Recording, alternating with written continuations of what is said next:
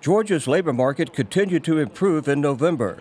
State Labor Commissioner Mark Butler says the unemployment rate dropped from 8.1% in October to 7.7%. Really good news on the unemployment rate. We actually saw us break that 8% barrier for the first time in many years. In 5 years, to be exact, when the rate was 7.6% in November 2008, and it's a full point below the same period a year ago.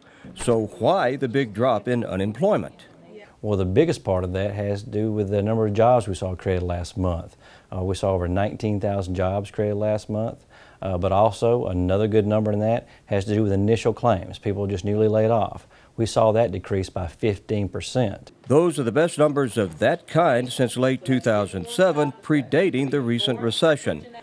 The number of jobs in November grew to more than 4,095,000, the most since September 2008. Growth was led by mostly holiday hiring in retail trade, transportation, and warehousing.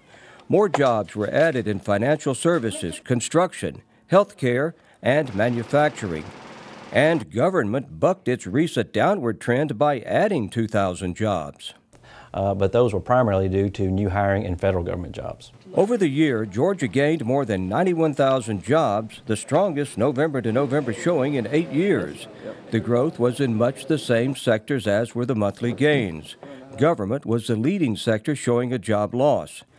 Another positive for November was that the number of initial claims for unemployment insurance fell across the board to nearly 33,800, the fewest since September 2007. And the number of continued claims also fell, cutting the number of people receiving unemployment insurance to approximately 52,000, the fewest since May 2005. I think you're going to continue to see Georgia improve.